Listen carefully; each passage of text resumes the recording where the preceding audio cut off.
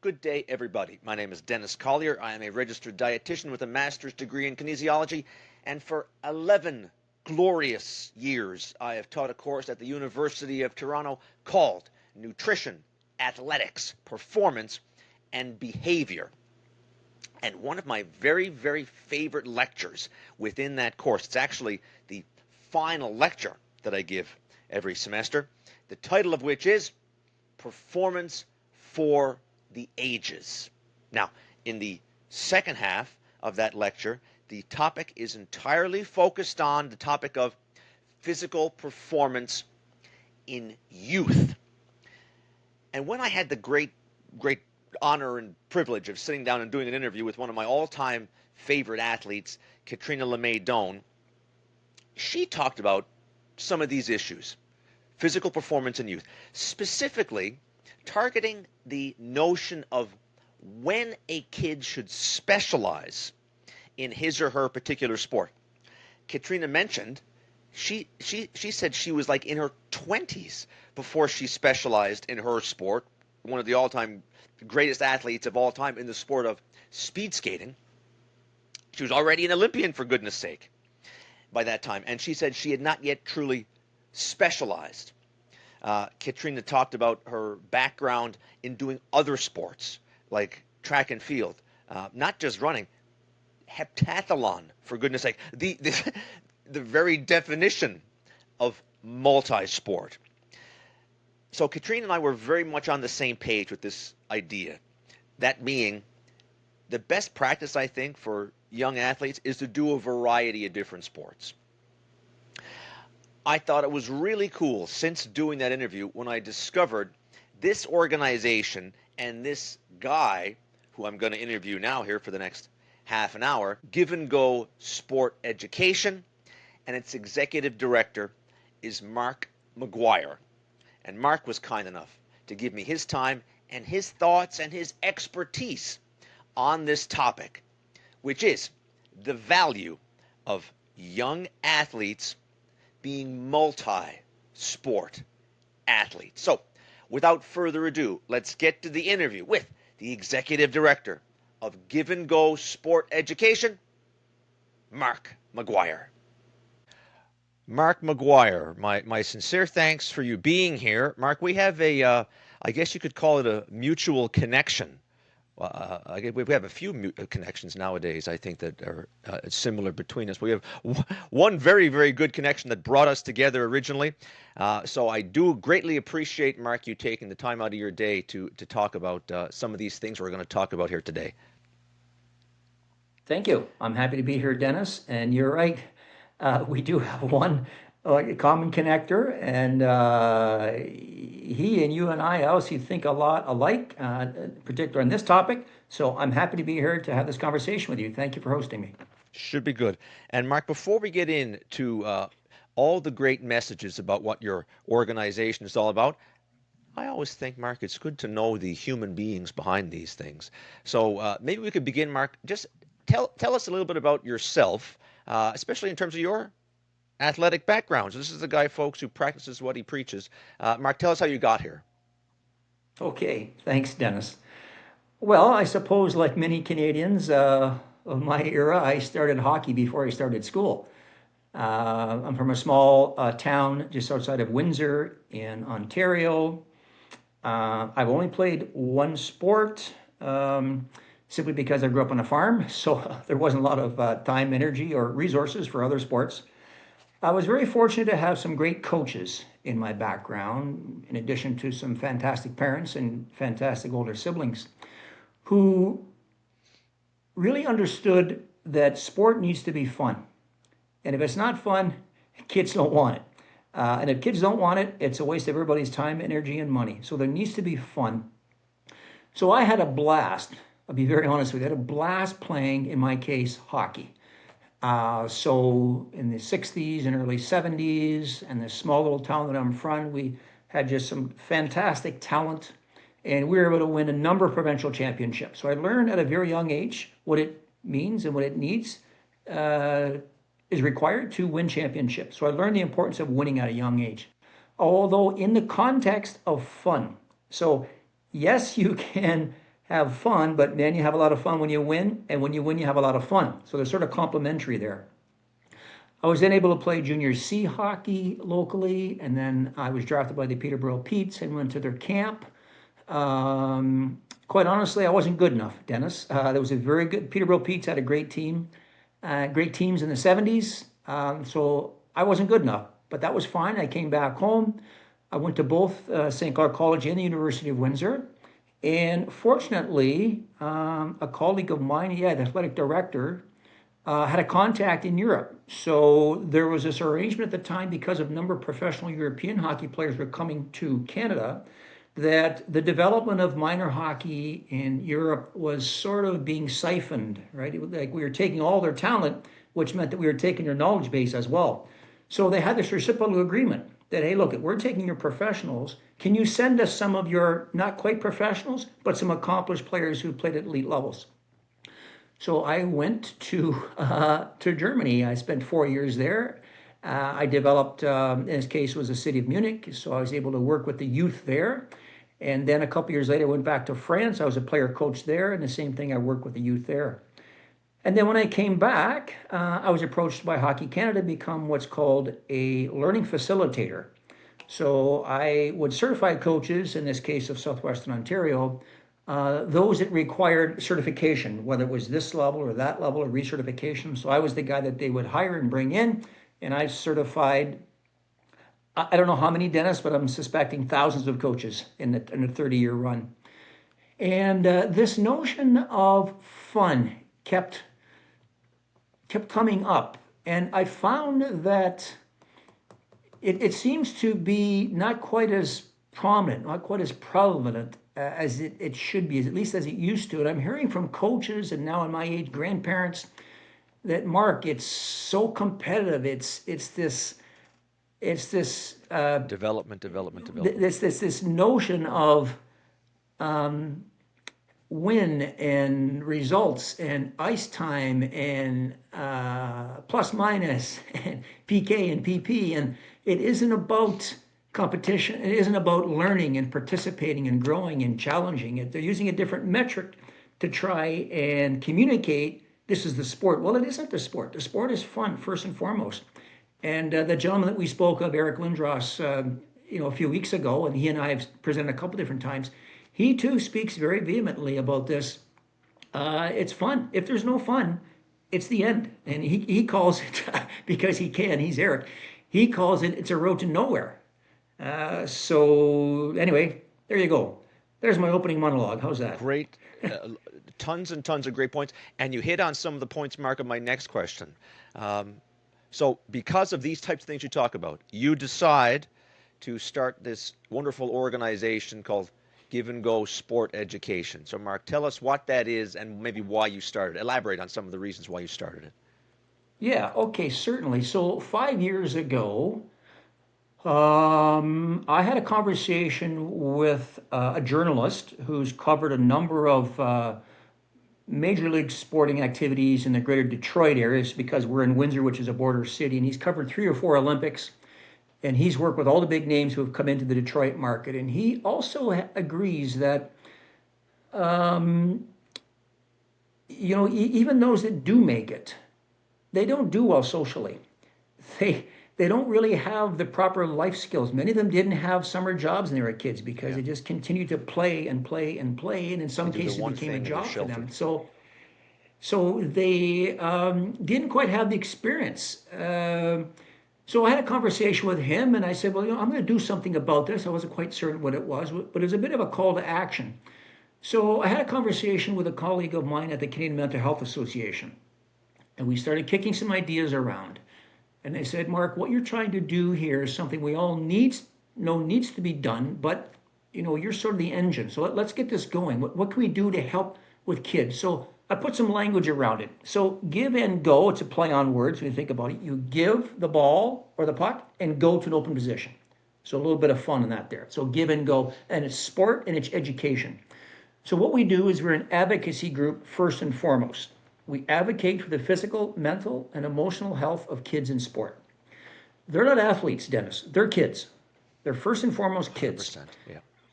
And we do that by promoting a seasonal, multi sport participation model. So let me break that down. You're speaking Seasonal, my language, buddy.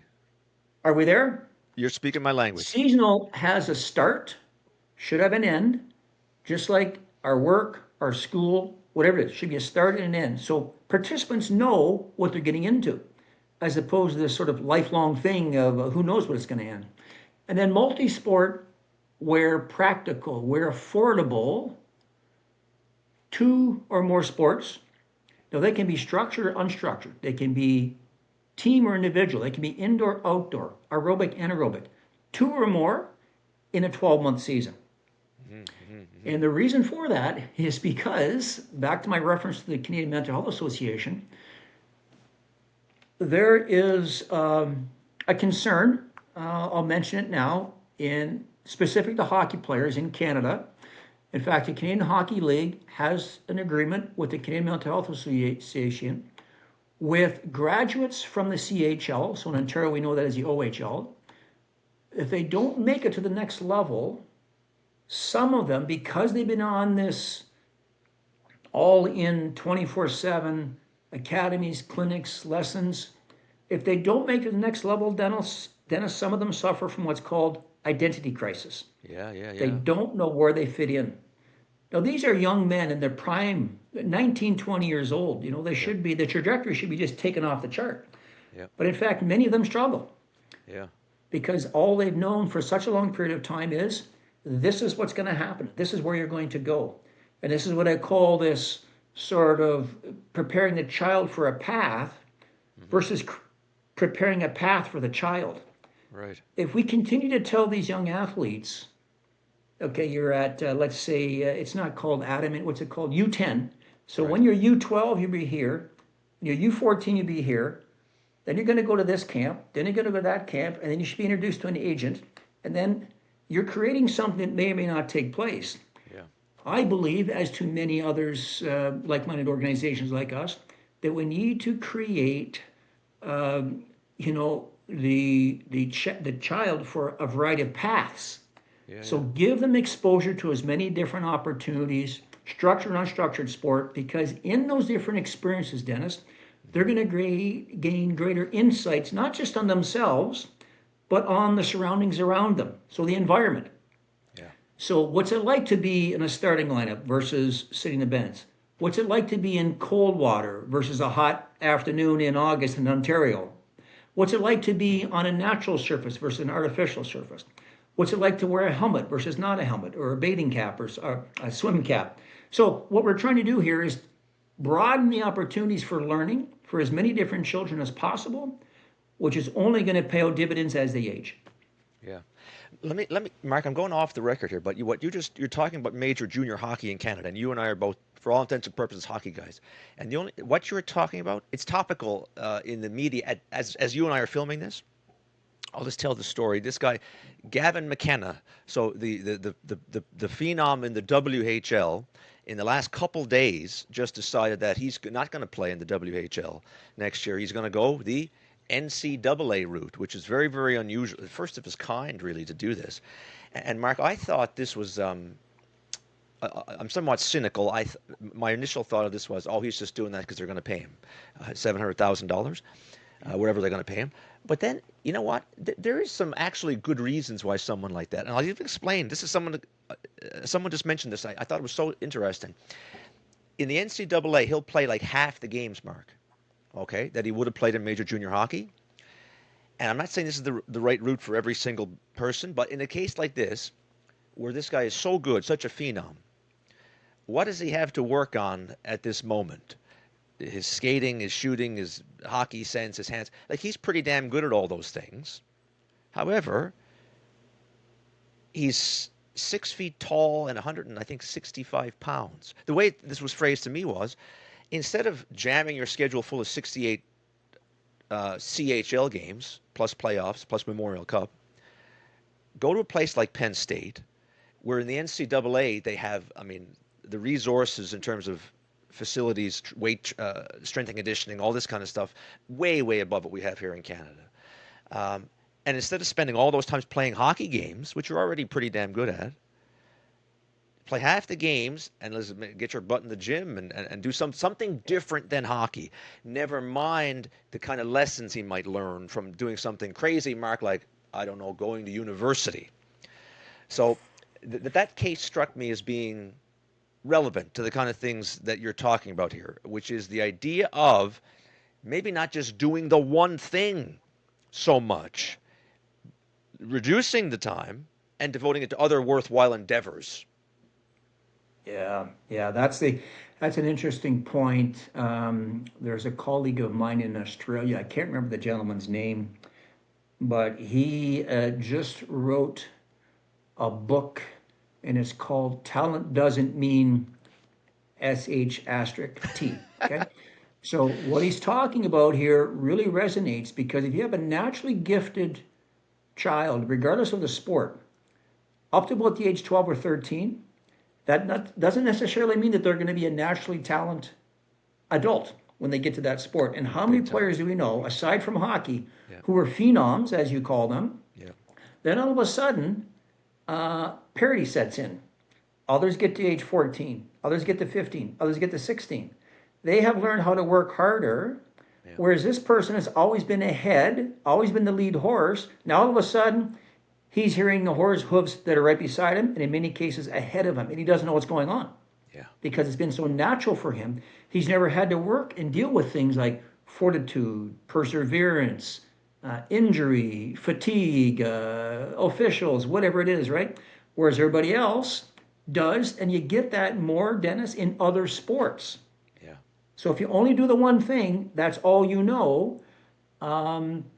Another interesting topic comes up. I may be jumping ahead here, but I'm on this theme of the protection of children and kids. When kids are safe, they are having fun. So we need to think about the safety piece. Now, this comes from a colleague of mine. Well, you know the Respect in Sport group, the Right, Sheldon right. Kennedy story. Sure. Okay, so Wayne McNeil, who's one of the co-founders, tells me, no, this is not anecdotal, this is research, that children who participate in a variety of different sports are abused less. And the Say it reason again. for that is Variety because of different sports abused less. are abused less. Yeah. Because they don't have Okay, so and much the time reason for to this, go on.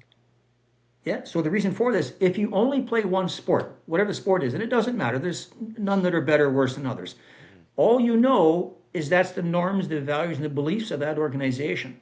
Yeah. So if the language is acceptable, the touching is acceptable, the racial slurs are acceptable, the jokes, all kinds of little nuances that are in there are acceptable. And they think that it's fine to Yep. get a ride home with the coach and sleep over the coach's house that night. However, if they get experience in sport 2 and sport 3, Yep. where that behavior does not exist, a couple things happen. The child himself or herself will step up and say, hey, wait a minute. What I'm experiencing in sport 2 and sport number 3 are the same, but it's different from sport number 1. What's different about sport number 1? And the second component is they'll speak up and they'll say to somebody, or they themselves will advocate and say, I'm out of here. I don't, this is not comfortable Yep. with this hugging and whatever the incident is. Yep. So now that doesn't mean that it's not going to happen, but statistically, Yep. if you have an opportunity to compare a variety of different experiences of different sports, you get a sense that, yeah, this is acceptable. This is kind of how it is. This is how it is at school. This is how it is in other organizations. You don't speak to me that way. Yep. So, yeah, Dennis, you're Dennis. Wayne calls it bad behavior. Yep. Bullying, abuse, harassment, discrimination. While you were Bad. talking there, Mark, I just thought of another potential reason why that would lead to the doing one sport so often would lead to those types of things. Because you have no other options. You know what I'm saying? Like, but if I do this sport and I realize, oh, this is going sideways, I don't like this. If you have no other alternative, Mark, well, I gotta stick with this. I gotta bear it out because there's nothing else on my list of options here. But if you're doing this and you say, oh, I don't like what's happening here, that's okay because I got all these other buddies and a different group and I'm part of this as well. So I'll just leave that on the side and go to this. Whereas if you only have the one, if you put putting all your eggs in one basket, I guess is what you're saying. And Yeah. it doesn't take too much imagination to see why that might not be the best situation. Yeah. and that's what happened, unfortunately, in the case of that respect group. One of the co-founders of exactly what happened. That's what played out decades ago in the Western Hockey League. Uh, the poor player didn't have an option. They Yeah. thought that that was the norm. You give so much power to those in charge, but if you halved the power, you know what I'm saying? This is this group, but this other group, okay, screw you guys. Um, I'm going to do something Yeah, different. Yeah. yeah, So, yeah. Mark, Yeah. let's talk about, we got to get this in here. Talk about the documentary, the main vehicle of your organization. It's a really, really cool documentary, folks. Soon to be at the U of T library, I think. Is that right, Mark? What do they say in the movie? Coming soon to theater near Coming you. How's soon. that? There we go. Anyway, so Yeah, tell us about it. Tell yeah, us you're what it right. is. It's a really cool Yeah, thing. yeah. Thank you, Dennis, and thank you on a personal note for the introduction to this opportunity at the University of Toronto. Um, so the documentary is a 34-minute documentary. It's available obviously at our site. Dennis, I know you're going to provide the information a little bit later. Hmm. And the documentary really is intended for four groups of people. So I reached out to the Coaching Association of Canada, Sport for Life, Active for Life, and Respect Group, whom we mentioned earlier. And I asked them, listen, if a guy were to make a documentary, who do you think the target audience or the intended ideal audience would be? And they all came back with the same four. So the first group is moms between the ages of 25 and 45, because they seem to be, not seem to be, they are, if not the decision makers, the decision influencers on where children participate in sport. So they go online, they register, they pay, they get the schedule. And the second group is sport volunteers. So sport volunteers are coaches, trainers, referees, judges, board members, whatever, who coincidentally are either the spouse or the significant other of the first group. So mom signs them up, dad or someone's going to take them to the event, and that's what's going to happen. The third group then is educators. Now, educators, you being one of them in higher education, but teachers really, it could be in front of a classroom with chalk, but education, the wider definition really, so anybody that works at a community center. So Toronto Public Pool, for example, they're educators in our opinion. Anybody who works at the YMCA, the YWCA, fitness clubs, any kind of local festival where there's kids and movement and activity, they're educators from our perspective because their tentacles are so far out there and they have so many connections that they can educate, bring a new understanding of a very old subject, which is sport, to new people. So they're educators for us.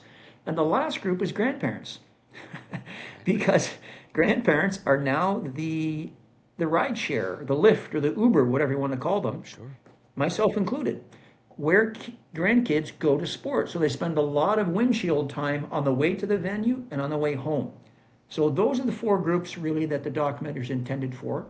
We have 17 different talents in the documentary. I didn't know this, but we don't call them participants, they're called talents. So Well, the things the guy they are learns, talents. I've seen the they are list. talents. Yeah. It's an amazing list, folks. Yeah. There are So some we have a talented number of people. professional athletes, we have Olympic athletes, we have PSOs, NSOs, we have government agencies, healthcare providers, orthopedic surgeons. Wonderful organization, by the way, the Canadian Tire Jumpstart. I want to put a plug in for them because they really were the first to the well. They're doing phenomenal work in this space right now with communities and kids and sports and making it real for them. Participation, parachute, a number of just fantastic groups are there. And every one of them has some relevance to the messaging. The one that I like really is the orthopedic surgeon, Dr. Robert Litchfield from the Fowler Kennedy Clinic at Western. Sorry, Dennis, I got to get that in there at That's Western. all. Uh, You and didn't his say McGill, so it's okay. Okay. So now here's a guy who, for a living, operates on what he calls very expensive knees and hips, right? He works in professional athletes, all of them. They all come to London, Ontario for this. And he was talking about the increased number of preteen baseball players that are getting Tommy John surgery. Now, you're familiar with Tommy John Oh yeah, surgery, yeah, right? yeah, yeah. So it works for the really high end guys. They may get another year or two of the MLB, Hmm. but he's operating on, excuse me, he's now refusing to operate on them These are 13, 14-year-old baseball players in Ontario. Wow. Think about that, eh? So, when someone like that speaks, there's a lot of credibility there. He certainly is on top. This is his profession. And I was over the top happy with him because he agreed to be in the documentary. And he said, Mark, it's just, it's concerning. It's more than it's disturbing Yeah. that you would think that the groups that want the best thing, which would be parents, they're the ones that are signing up where to get these surgeries. So anyway, Wow. Amazing. yeah, so that's a tough one. And then arguably we have the best athlete in the world is a Canadian, Damian Warner. Decathlete. He is the gold medalist. I don't think he's the reigning, but at one time he was a gold medalist in decathlete. And what's decathlete? A variety of multi-sports, right?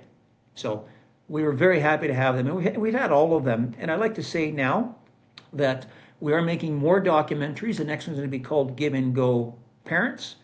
And the third one's going to be called Give and Go Coaches.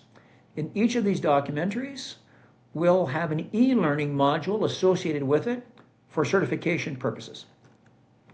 Cool. Cool. Yeah. Yeah.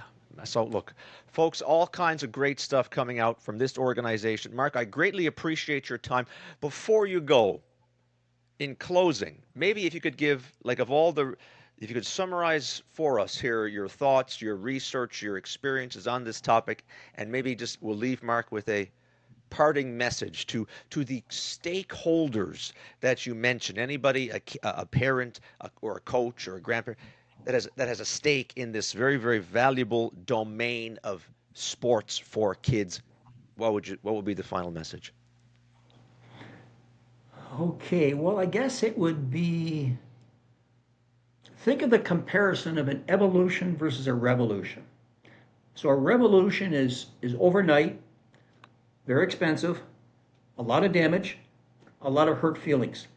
We do not want this messaging to be a revolution. We want it to be an Mm-hmm. evolution. Mm-hmm. Longer period of time, more controlled, more manageable, less expensive, and people be more responsive to an evolution as opposed to a revolution. So I think first and foremost, Dennis, that's our messaging. We're not here to wag fingers at That's people and brilliant. you so and so, you so and so's. That's not us. Everybody involved in Canadian amateur sport is doing phenomenal work. There's no question about that. They're volunteers. Our position is how do we go from good to better Yeah. and better to best? Yeah. That's the messaging. And I'll leave with one final story. It's a personal one. Yeah. Great. The year that seat belts became mandatory in the province of Ontario was the year that I turned 16. So there you go. You can do a quick Google and find out when that is. So riding with my parents to the local licensing office, let's call it, uh, my mom and dad didn't have their seat belts on. I didn't have my seat belts on. It was a bench seat, and the seat buckle head was kind of this ugly thing that was sticking up in between. So we just kept on pushing it down into the bench. We go to the license issuing office, and the attendant comes out. Are you Mark? Yeah, Mark. Is this your vehicle? Yeah, let's go. Okay, let's go. Jump in. I get in. He does not put his seatbelt on, and he's the guy that's doing the test. Now, this guy, to his credit, he's probably about 4 hours away from retiring, but nonetheless. And I don't put my seatbelt on. I get my beginners that day. Not a big deal. Now, here we are decades later. Can you imagine trying to get in a vehicle today? My grandson, who's 5, would say, Papa, where's your seatbelt? And all kinds of horns and things are flashing, and you can't put the car in gear unless the seatbelt's on. Yeah. So back to this sort of evolution, revolution. This is going to take a long time, Dennis. Yeah. Right? Now, credit Volvo, the car manufacturing company, because they introduced seatbelts in the 50s, decades before it came law in Ontario. And what was it for? It was the safety of the drivers, the safety of their customers. Yeah. So in a way, I like to try and get that messaging out there. It's for the safety of the kids, Dennis. It's the right thing. It may seem awkward and weird and a little bit discomfortable for some people, as it was for me at the time when I was 16. But look at where we are with seatbelts now.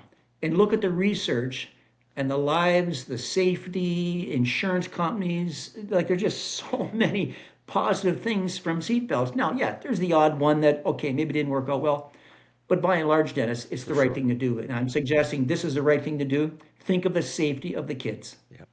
And maybe, Mark, a few years down the road, this notion of kids operating in the world of sports in the way that you and your organization advocate will be as commonplace as putting on a seatbelt in a car, hopefully.